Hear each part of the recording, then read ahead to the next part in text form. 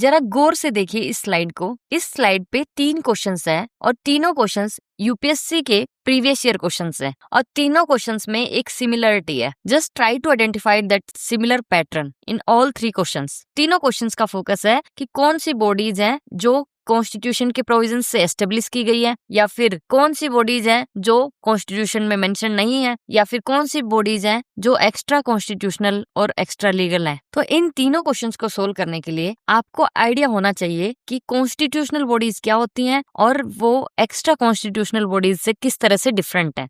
Constitutional bodies वो होती हैं जिनके लिए सोर्स ऑफ पावर डायरेक्ट हमारा कॉन्स्टिट्यूशन है। मींस कॉन्स्टिट्यूशनल बॉडीज के लिए हमारे कॉन्स्टिट्यूशन में स्पेसिफिक आर्टिकल्स मेंशन्ड है। लाइक सीएजी की बात करें तो वो आर्टिकल 148 के अंडर आते हैं। अगर हम बात करें फाइनेंस कमीशन की तो आर्टिकल 280। इंटरस्टेट काउंसिल को एस्टेब्लिश किया गया है अंडर आर्टिकल 263। ठीक है, तो दीज आर कॉन्स्टिट्यूशनल बॉडीज। इसके अलावा कॉन्स्टिट्यूशन से बाहर जितनी भी बॉडीज होती हैं these are non constitutional. Means उनका कॉन्स्टिट्यूशन में जिक्र नहीं किया गया, they are not in the constitution, तो उनको नॉन कॉन्स्टिट्यूशनल बोल देंगे। इसी के लिए एक ऑल्टरनेटिव वर्ड यूज किया जाता है एक्स्ट्रा कॉन्स्टिट्यूशनल। मींस जब भी हम कहते हैं कि कॉन्स्टिट्यूशनल मींस के अलावा जो भी एक्स्ट्रा मींस यूज किए गए हैं फॉर एडमिनिस्ट्रेटिव पर्पस, तो उनको बोल दिया जाता है एक्स्ट्रा कॉन्स्टिट्यूशनल मींस और extra constitutional mechanism. Extra constitutional में दोनों चीजें आती हैं, statutory as well as executive bodies. Statutory bodies वो होती हैं जिनके लिए source of power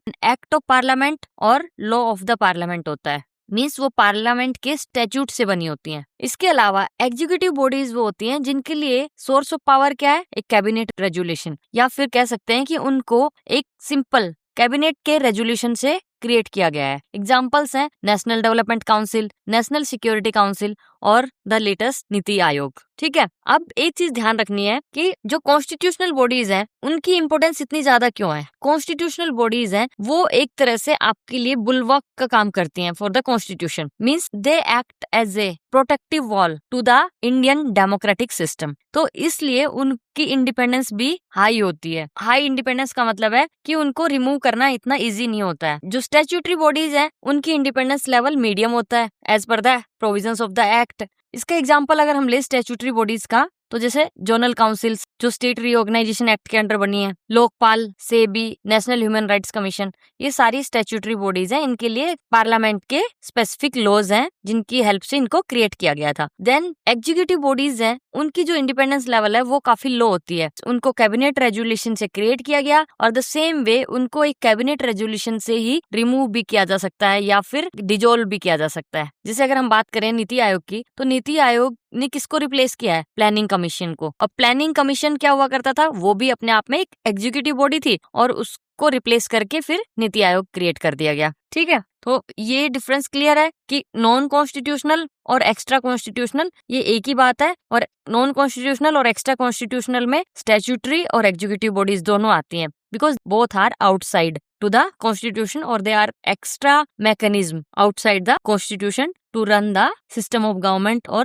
to fulfill various administrative functions in our country। ठीक है, अब जब इतना पता है तो फिर हम इन तीनों क्वेश्चंस को एक बार देखते हैं, सिक्वेंशियली देखते हैं कि 1995 में क्या क्वेश्चन था, फिर 13 में क्या हुआ और देन 2025 में क्या है। देखो 1995 का क्वेश्चन कहता है कि Which of the following are extra constitutional or extra legal devices for securing cooperation and coordination between states in India? तो देखो अभी बात हुई कि एक्स्ट्रा कॉन्स्टिट्यूशनल का मतलब है कि जो कॉन्स्टिट्यूशन में मेंशन नहीं है। एक चीज और है यहाँ पे एक्स्ट्रा लीगल। देखो एक्स्ट्रा लीगल का मतलब है जिसके लिए लीगल प्रोविजंस नहीं है। कह सकते हैं कि जो स्टैट्यूटरी भी नहीं है उनको एक्स्ट्रा लीगल बोला जाएगा बेसिकली। तो लेकिन इस क्वेश्चन में कुछ इशू है, एक बार देखते हैं। पहली बात तो एक्स्ट्रा कॉन्स्टिट्यूशनल बॉडीज कौन सी है, नेशनल डेवलपमेंट काउंसिल, अभी हमने देखा। गवर्नेंस कॉन्फ्रेंसेस, जनरली जब कोई कॉन्फ्रेंस या मीटिंग्स होती हैं वो एक्स्ट्रा कॉन्स्टिट्यूशनली होती हैं, क्योंकि कॉन्स्टिट्यूशन में तो ऐसा कुछ मेंशन किया नहीं होता ना। वो तो जो गवर्नमेंट है वो अपनी कन्वीनियंस के हिसाब से परफॉर्मेंस को इम्प्रूव करने के लिए, जैसे यहाँ पे अगर गवर्नर्स की कॉन्फ्रेंस हो रही है तो क्यों हो रही है, स्टेट्स के बीच में कोऑपरेशन एंड कोऑर्डिनेशन बढ़ाने के लिए। ठीक है, जोनल काउंसिल्स अभी मैंने बताया था ये स्टैट्यूटरी बॉडीज है under state reorganisation act. Inter state council ये एक कॉन्स्टिट्यूशनल बॉडी है अंडर आर्टिकल 263। अब हम इसके आंसर पे पहुंचते हैं। देखो फोर्थ है वो हमें कंफर्म पता है कि इंटर स्टेट काउंसिल एक कॉन्स्टिट्यूशनल बॉडी है, तो तो फोर्थ जहां भी होगा वो ऑप्शन इलिमिनेट हो गया, और इलिमिनेशन की वजह से हम ए पे पहुंच गए हैं। एग्जामिनर आपसे एक्सपेक्ट कर रहा था कि इंटर स्टेट काउंसिल आपको पता होनी चाहिए कि वो एक कॉन्स्टिट्यूशनल बॉडी है, ना कि एक्स्ट्रा कॉन्स्टिट्यूशनल है, तो उस वजह से फिर आंसर ए आ गया। और यूपीएससी के आंसर की के अकॉर्डिंग ए ऑप्शन ही है, बिकॉज कोई और ऑप्शन बचता ही नहीं है। लेकिन अगर हम इस क्वेश्चन को अच्छे से एनालाइज करें तो हम देखते हैं कि यहाँ पे एक और कीवर्ड है एक्स्ट्रा लीगल। एक्स्ट्रा लीगल का मतलब है कि वो स्टैट्यूटरी भी नहीं होना चाहिए, मतलब जिसके लिए कोई लॉ भी नहीं होना चाहिए। राइट आंसर क्या होना चाहिए? 1 और 2 ओनली, क्योंकि जो जोनल काउंसिल्स हैं वो लीगल डिवाइसेज है, वो स्टेट रीऑर्गेनाइजेशन एक्ट के अंडर बनी है। ठीक है, तो अगर इस कीवर्ड पे भी फोकस किया जाए तो करेक्ट आंसर इसका होना चाहिए 1 और 2 ओनली, लेकिन 1 और 2 का कोई ऑप्शन नहीं था, तो उस वजह से we will be marking A as the correct answer. ठीक है, ऐसा होता है यूपीएससी में कई बार, तो ज्यादा एनालाइज नहीं करना है, एक श्योर स्टेटमेंट को पकड़ना है। इंटर स्टेट काउंसिल क्या है? हमारी कॉन्स्टिट्यूशनल बॉडी है, उसको एलिमिनेट करते हैं, आंसर आ गया। ज्यादा दिमाग लगाने की जरूरत नहीं है। लेकिन हाँ, फ्यूचर के लिए आपको बताना चाहिए कि zonal council is not an extra legal, it is a legal device. ठीक है, और यहाँ पे देखो एक्स्ट्रा कॉन्स्टिट्यूशनल और एक्स्ट्रा लीगल दोनों कीवर्ड्स थे, तो उसी अकॉर्डिंग आपको आंसर पता होना चाहिए। ठीक है, अब 13 में क्या पूछ लिया? Which of the following bodies do not find mention in the constitution. Constitution में मेंशन नहीं है, मतलब एक्स्ट्रा कॉन्स्टिट्यूशनल बॉडीज। अब देखो नेशनल डेवलपमेंट काउंसिल, यहाँ पे हमने देख लिया था प्रीवियस ईयर करते टाइम 1995 का कि national development council extra constitutional body है, कॉन्स्टिट्यूशन मेंशन नहीं है, एग्जीक्यूटिव बॉडी है ना। Planning commission, yes it is also an executive body, constitution mention नहीं है। जोनल काउंसिल्स, यहाँ पे देखा कि ये स्टैट्यूटरी है, मतलब कॉन्स्टिट्यूशन में तो नहीं है, स्टैट्यूट पे है, तो again do not find in the constitution. तीनों ऑप्शंस करेक्ट है, तो D will be the correct answer 1, 2, 3। अब देखो लेटेस्ट क्वेश्चन 2025 का। अब जब आपने ये दोनों क्वेश्चन सोल्व किए होते तो ये आपके लिए बहुत ही इजी हो जाता है। लास्ट ईयर का question, how many of above were established as per provisions of the constitution of India. तो इंटर स्टेट काउंसिल पहले हम देख के आए हैं कि हाँ provisions of the constitution article 263 के अकॉर्डिंग एस्टेब्लिश हुई है। नेशनल सिक्योरिटी काउंसिल, अभी तक हमने दोनों क्वेश्चन सोल्व किए, वहां पे ये कहीं नहीं अपीयर हुआ था, तो आपका दिमाग घूम जाएगा कि यार ये तो मैंने पढ़ा ही नहीं। जोनल काउंसिल्स, ये भी हमने देख लिया, स्टैट्यूटरी बॉडी है, मींस कॉन्स्टिट्यूशन के प्रोविजंस के अंडर तो नहीं आती है। तो आपको इंटर स्टेट काउंसिल पे श्योरिटी है कि वो कॉन्स्टिट्यूशन के प्रोविजंस से एस्टेब्लिश हुई है। ठीक है, जोनल काउंसिल पे श्योरिटी है कि वो कॉन्स्टिट्यूशन के प्रोविजंस के अकॉर्डिंग एस्टेब्लिश नहीं हुई है। तो आपके अकॉर्डिंग आंसर क्या होना चाहिए? इधर 1 और 2, क्योंकि आपको नेशनल सिक्योरिटी काउंसिल का नहीं पता। लेकिन देखो अगर आपने नेशनल डेवलपमेंट काउंसिल पढ़ा था तो आप थोड़ा अंदाजा लगा सकते थे कि नेशनल सिक्योरिटी काउंसिल है वो भी एक एग्जीक्यूटिव बॉडी है जो प्राइम मिनिस्टर को एडवाइस करती है with regard to the various security provisions in the country. ठीक है, और जिस तरह से नेशनल डेवलपमेंट काउंसिल होती है ऐसे नेशनल सिक्योरिटी काउंसिल के भी जो चेयरमैन है वो पीएम होते हैं, और पीएम को एडवाइस किया जाता है बाय दिस काउंसिल। ठीक है, तो करेक्ट आंसर क्या होगा? ओनली 1। ठीक है, national security council is an executive body for future exams, zonal council statutory body, inter state council is a constitutional body. ठीक है, तीन क्वेश्चन सोल्व हो गए। कितने सिमिलर क्वेश्चंस हैं, बट हाँ फिर भी हायर चांसेस थे ये 2025 का क्वेश्चन आप गलत कर सकते थे, क्योंकि national security council new appear हुआ था, और दूसरी चीज है कि ओनली 1, ओनली 2 इस तरह के ऑप्शन सेट किए गए थे, तो एलिमिनेशन टेक्निक यहाँ लग नहीं रही थी। ठीक है, तो ये है थोड़ा new pattern of the exam, बस पुरानी चीजें ही रिपीट होंगी but with the new pattern of options. ठीक है, अब हमें कॉन्स्टिट्यूशनल बॉडीज की एक बेसिक अंडरस्टैंडिंग हो चुकी है, तो अब देखते हैं कि यूपीएससी ने कॉन्स्टिट्यूशनल बॉडीज पे किस तरह के क्वेश्चन पूछे हैं। पहली बात तो ये एक टेबल मैंने बनाई है, कंपैरिजन टेबल है of various constitutional bodies, specially जो एग्जाम के लिए इंपॉर्टेंट है और न्यूज में रही हैं। But I would highly recommend you कि आपको हर एक बॉडी को बुक से जाके एक बार रीड करना चाहिए, और उसके बाद इस तरह की टेबल आप अपने एंड पे बनाओ, सो दैट कि आपको सारी बॉडीज के बीच का जो कंपैरिजन है वो क्रिस्टल क्लियर हो जाए। I will be sharing this table on the Telegram channel even in the description box, but इसको आप यूज करो एज ए रेफरेंस, और अपनी टेबल खुद से बनाओगे तो ज्यादा दिन तक आपको याद रहेगी। अगेन देखो पर्पस क्या है, टेबल बनाना नहीं है, पर्पस चीजों को सिर्फ याद करना नहीं है, पर्पस है यूपीएससी के क्वेश्चंस को सोल्व करना। तो यूपीएससी के क्वेश्चंस को सोल्व करना एग्जाम में, तो उसके लिए हमें क्या चाहिए? हमें चाहिए कि यूपीएससी ने प्रीवियस ईयर में किस तरह के क्वेश्चंस पूछे हैं कॉन्स्टिट्यूशनल बॉडीज से रिलेटेड, वो हमें पता होना चाहिए। ठीक है, सो दैट कि हम उसी अकॉर्डिंग इन कॉन्स्टिट्यूशनल बॉडीज को रीड करें, ना कि सिर्फ रटते रहें कि टर्म क्या है, मेंबर्स कितने हैं, कंपोजिशन और टेन्योर वगैरह कोई रट्टा लगाते रहे। ठीक है, पॉइंट क्लियर? ठीक है, अब देखते हैं। देखो पहले हम सीएजी से रिलेटेड क्वेश्चंस को देखेंगे। 2012 का क्वेश्चन है और 2001 का क्वेश्चन है। दोनों क्वेश्चंस में ना फोकस किस पे रहा है? सीएजी की फंक्शंस पे। बेसिकली 2001 का क्वेश्चन है, वो कह रहा है कि ये जितनी भी ड्यूटीज मेंशन्ड है सारे ऑप्शंस में, इनमें से which duty is not performed by the controller auditor general of India. यहाँ पे नोट पे फोकस करना है कि कौन सी duty not perform by CAG। पहला ऑप्शन क्या है, to audit and report on all expenditure from the consolidated fund of India. Yes, this is one of the main function. जो CAG है बेसिकली ये कंट्रोलर तो है ही नहीं, ऑडिटर जनरल का काम करती है पोस्ट 1976 से पहले जो CAG है वो कंट्रोलर का भी काम करते थे, ऑडिटर का भी काम करते थे, लेकिन पोस्ट 1976 CAG को जो अकाउंट हैंडलिंग वाला काम था उससे डिफरेंशिएट कर दिया है और अब वो सिर्फ ऑडिटिंग का काम करता है। तो पहला तो यही है कि कंसोलिडेटेड फंड ऑफ इंडिया को ऑडिट करना। To audit and report on all expenditure from contingency fund and public accounts fund. Yes, तीनों टाइप के funds, consolidated, contingency, public accounts, तीनों टाइप के फंड्स को ऑडिट करना होता है CAG को। सी वो ऑप्शन है, to audit and report on all trading, manufacturing, profit and loss accounts. Yes, obviously government का जो भी सब्सिडरी अकाउंट्स हैं वो सब भी CAG ऑडिट एंड रिपोर्ट करते हैं। डी कहता है, to control the receipt and issue of the public money and to ensure that the public revenue is lodged in the exchequer. देखो ये फंक्शन CAG नहीं करते हैं, क्योंकि देखो इसका एसेंस क्या निकल रहा है, to control the receipt and issue of the public money. कहने का मतलब है कि जो पब्लिक मनी है या फिर एक्सचेकर है इंडिया का, ट्रेजरी जिसको बोलेंगे, ट्रेजरी में कितना पैसा आ रहा है और किस तरीके से पैसा जा रहा है उसको कंट्रोल करना। तो ये कंट्रोल CAG के हाथ में नहीं होता है। और इस क्वेश्चन का इसी पॉइंट पे फोकस था कि इंडिया का जो CAG है उसका फोकस एक्सचेकर से मनी को ऑथराइज करना या फिर कंट्रोल करना नहीं है, ठीक है। क्योंकि जैसे एक्सचेकर पे कंट्रोल होने का मतलब है कि CAG एक तरह से जब भी विड्रॉल होगा कंसोलिडेटेड फंड ऑफ इंडिया से तो CAG उसको ऑथराइज करेंगे, लेकिन इंडिया में CAG ऑथराइज नहीं करते हैं। इंडिया में government can take money from the consolidated fund of India after it has been authorised by parliament, ठीक है। लेकिन ब्रिटेन में ये चीज डिफरेंट है। ब्रिटेन में CAG ऑथराइज करते हैं कंसोलिडेटेड फंड से जो भी पैसा निकलता है उसको, और उसके बाद ही गवर्नमेंट निकाल सकती है, ठीक है। तो ये एक डिफरेंस है between CAG of India and CAG of the Britain. इस चीज को ध्यान रखना है। सो राइट आंसर यहाँ पे है डी। 2012 का क्वेश्चन क्या कह रहा है, in India other than ensuring the public funds are used efficiently and for intended purpose. ठीक है, ये काम तो है ही CAG का कि भाई ऑडिटिंग करने का मतलब है कि वही यही तो चेक करते हैं ना कि जो मनी है वो एफिशिएंटली यूज हो रहा है कि नहीं, इंटेंडेड पर्पस के लिए, मतलब जिस पर्पस के लिए पार्लियामेंट ने ऑथराइज किया था उसी पर्पस के लिए यूज हो रहा है कि नहीं। इसके अलावा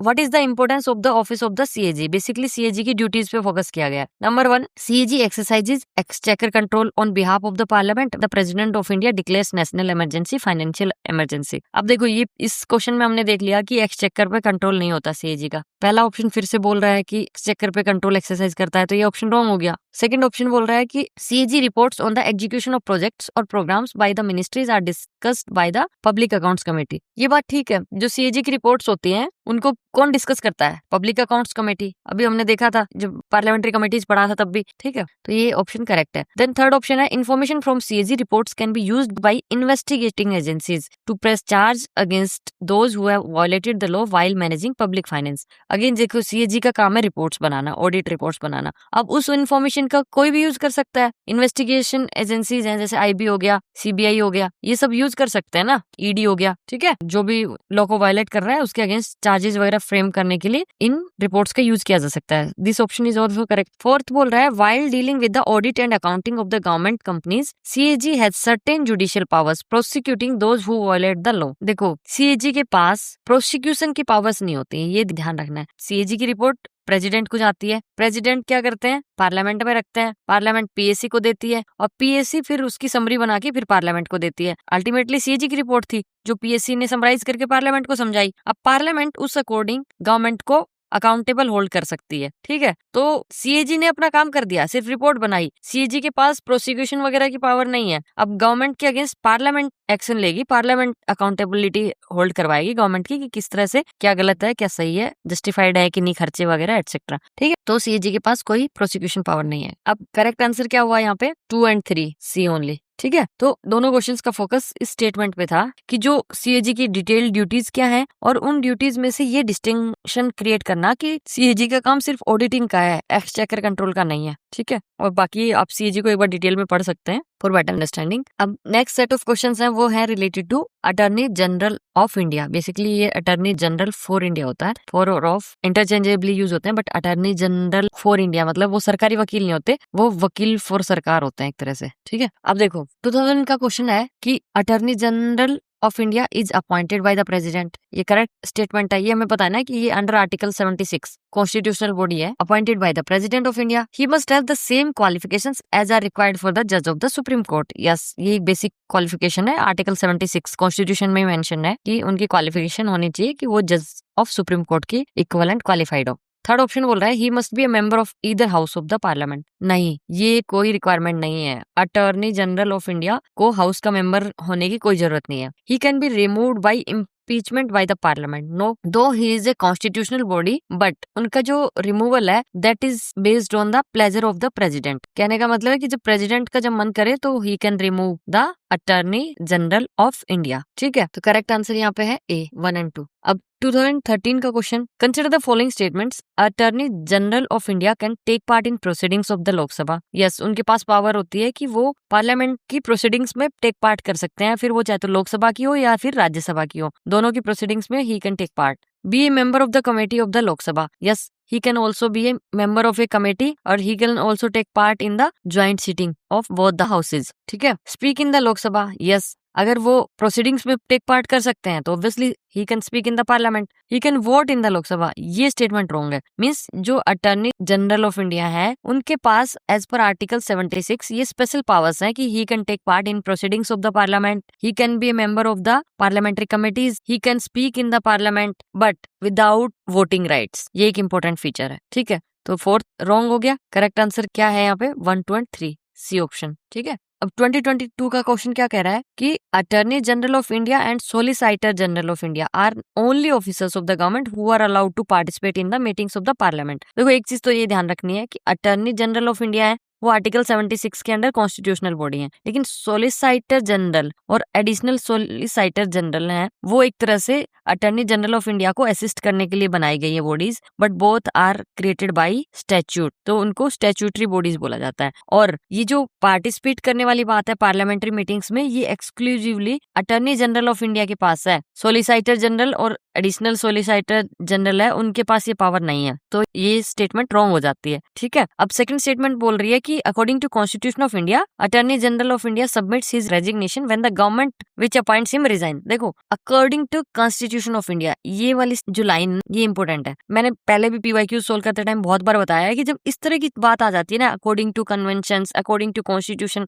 तो थोड़ा सा एक बार अलर्ट होके उसको रीड करना चाहिए उस स्टेटमेंट को। अब ये जो अटॉर्नी जनरल रिजाइन करेंगे, जैसे गवर्नमेंट रिजाइन कर देगी, ये स्टेटमेंट करेक्ट है, but it is not according to constitution. Constitution में ऐसा कुछ नहीं मेंशन किया गया है। It is as per the convention. Conventionally जैसे गवर्नमेंट रिजाइन करेगी तो अटॉर्नी जनरल भी रिजाइन कर देंगे, फिर जैसे न्यू गवर्नमेंट आएगी अकॉर्डिंगली वो उसको असाइन करेंगे और ही कैन बी रीअपॉइंटेड ऑल्सो। ठीक है, उनका जो जैसे बाकी सीएजी वगैरह की तरह ऐसा नहीं है कि is debarred from the office for further recruitment और फर्दर अपॉइंटमेंट्स, ऐसा नहीं है। ही कैन बी रीअपॉइंटेड, तो सेम पर्सन को भी रीअपॉइंट किया जा सकता है या फिर गवर्नमेंट अकॉर्डिंगली न्यू पर्सन को भी अपॉइंट कर सकती है, but it is all according to the convention, not as per the constitution. ठीक है, हर एक साल इस तरह का क्वेश्चन आता है, 1 या 2 क्वेश्चन मिनिमम होते हैं अकॉर्डिंग टू कॉन्स्टिट्यूशन, ऐसा लिखा है वैसा लिखा है, और जनरली स्टेटमेंट रॉन्ग होती है क्योंकि कॉन्स्टिट्यूशन में डिटेल्स नहीं है बहुत सारी चीजों की। तो जब ऐसी स्टेटमेंट आती है अकॉर्डिंग टू कॉन्स्टिट्यूशन, थोड़ा सा अलर्ट होना चाहिए। तो अगेन ब्लाइंडली मार्क नहीं करना है उसको रॉन्ग, क्योंकि नॉलेज का कोई सब्स्टिट्यूट नहीं है। आपको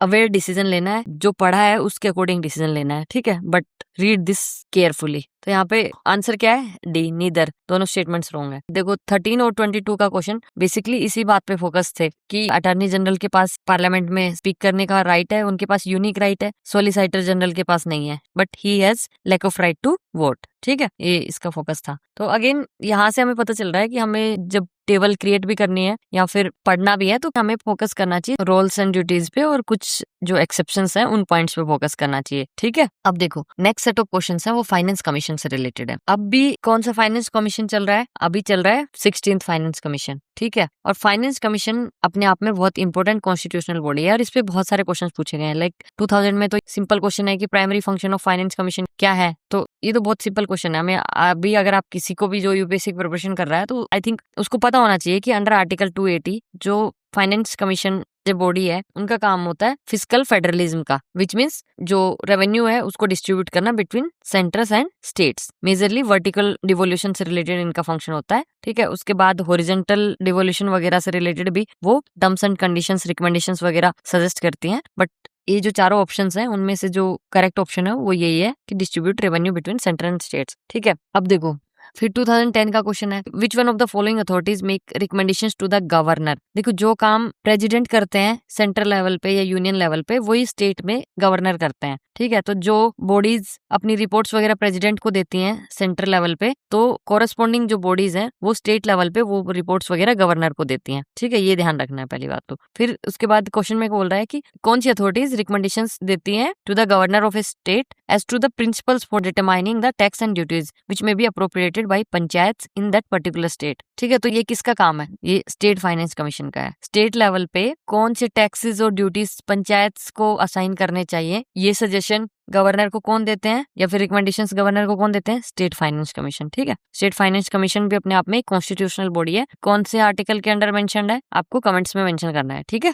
देन देखो 15 का क्वेश्चन क्या कह रहा है, 14th फाइनेंस कमीशन से रिलेटेड। 14th फाइनेंस कमीशन उस टाइम चल रहा था तो उसकी कोरस्पॉन्डिंग क्वेश्चन आ गया, ठीक है। फिर देखो 23 में 15th फाइनेंस कमीशन के बारे में क्वेश्चन आया है। फिर 2025 में फिर से 15th फाइनेंस कमीशन के बारे में क्वेश्चन आया है। और अभी क्या चल रहा है? अभी 16th फाइनेंस कमीशन चल रहा है। तो उसकी रिकमेंडेशंस आपको मोटा मोटा आइडिया होना चाहिए बिकॉज क्वेश्चन आने के चांसेस काफी ज्यादा है, ठीक है। 15 का क्वेश्चन देखो कि 14th फाइनेंस कमीशन के रेफरेंस में कौन से स्टेटमेंट्स करेक्ट हैं। देखो 14th फाइनेंस कमीशन जब आया था तो ये काफी न्यूज में था और उसकी एक वजह यही थी कि एक तरह से फर्स्ट टाइम इन्होंने जो शेयर ऑफ स्टेट्स था in central division pool of taxes वो इंक्रीज कर दिया था 32% से 42%, ठीक है।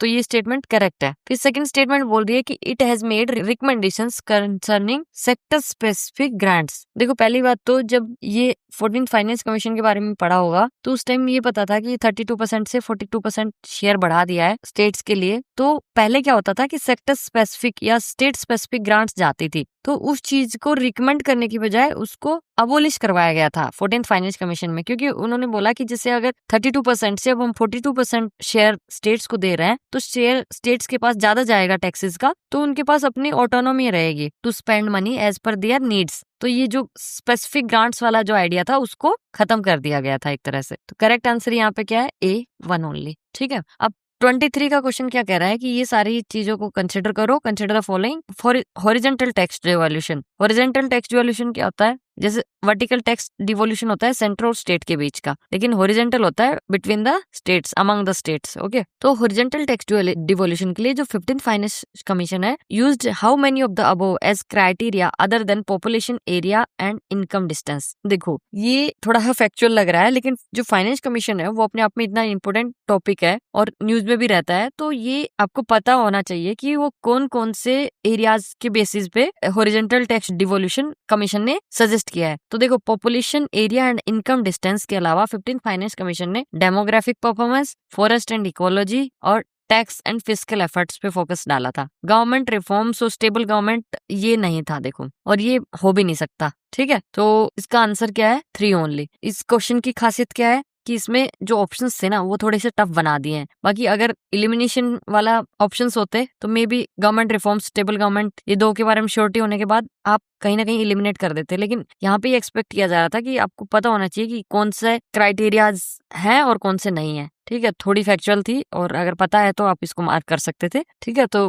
15th फाइनेंस कमीशन ने एक तरह से 6 एरियाज पे फोकस किया था, पॉपुलेशन एरिया, इनकम जो ऑलरेडी चल रहे थे, साथ में demographic performance, forest ecology and tax and fiscal efforts, total 6 criterias, ठीक है। अब देखो ये वाला क्वेश्चन 2025 में वापस ऑप्शंस को काफी इजी कर दिया है, देखते हैं कैसे। अब एक बार तो आपको इस तरह के क्वेश्चंस को देख के एक बार डर जाओगे कि भाई इतनी बड़ी बड़ी स्टेटमेंट्स हैं और इतने नंबर्स यूज किए हैं, भाई मैं थोड़ी ना याद करूंगा, इतने सारा करोड़ में जो पैसा है किसको याद रहता है? ऑब्वियसली नहीं रहता। और इन क्वेश्चंस को तो आपको जरूर अटेम्प्ट करना चाहिए क्योंकि आपको पता है कि यूपीएससी कोई फैक्चुअल क्वेश्चन पेपर नहीं बनाती है। तो ये इस तरह की स्टेटमेंट अगर दी है तो आपको आइडिया होना चाहिए, आपसे एक्सपेक्ट ही नहीं किया जा रहा कि आपको इस स्टेटमेंट के बारे में अवेयरनेस होनी चाहिए, तो आपको तो वो स्टेटमेंट ढूंढनी है ना जो आपसे एक्सपेक्ट की जा रही है कि उसके बारे में पता होना चाहिए। अब देखो पहली स्टेटमेंट यही है कि 15th फाइनेंस कमीशन ने रिकमेंड किया है इतनी grants for the this year to this year for incentivising states to enhance educational outcomes. ठीक है, हमें नहीं पता कि भाई कितना दिया है, इतना पैसा दिया है कि ज्यादा दिया है, कम दिया है। ठीक है, अब देखो सेकंड स्टेटमेंट बोल रही है 45% of the net proceeds of union taxes are to be shared with states. अब देखो ये पता होना चाहिए था आपको, क्योंकि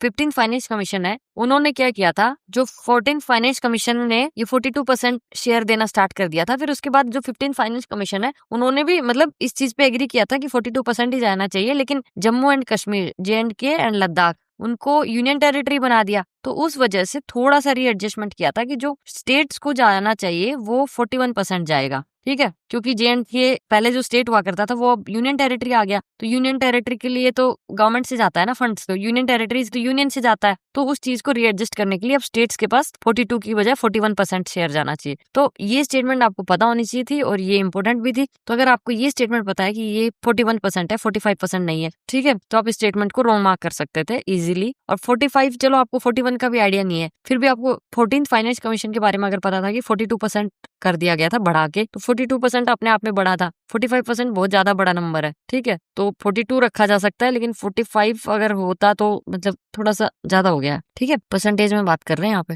ठीक है, तो ये स्टेटमेंट रॉन्ग है। अब देखो third statement, 45,000 crore are to be kept as a performance based incentives for all states for carrying out agriculture reforms. ठीक है, फैक्चुअल नंबर है। It reintroduce tax effort criteria to reward physical performance. देखो 23 में भी tax and physical efforts की बात हुई थी, तो ये स्टेटमेंट करेक्ट है। बट फिर भी देखो यहाँ पे अगर श्योर शॉट स्टेटमेंट 2 रॉन्ग पता है हमें, 2 को एलिमिनेट करो, आंसर आ गया अपना सीधा 1, 3 एंड 4। ठीक है, तो आपको ये नंबर्स एक्सपेक्टेड नहीं कर रहे थे ना एग्जामिनर की नंबर्स पता होना चाहिए। तो देखो ये जो क्वेश्चंस थे, ये क्वेश्चन सोल्व करने का पर्पज क्या है कि अब आपको आइडिया लग जाए एटलीस्ट कि इन क्वेश्चनल बॉडीज को किस तरह से रीड करना है। ठीक है, just I will be sharing this comparison table on my Telegram channel. अगर आप चाहते हो कि इनमें से जो कॉन्स्टिट्यूशनल बॉडीज है, किसी कॉन्स्टिट्यूशनल बॉडी पे मैं डिटेल में वीडियो बनाऊं, you can mention that in the comment box. Otherwise my main intention was to show you the PYQs and how to decode the PYQs and how to study on the basis of the PYQs.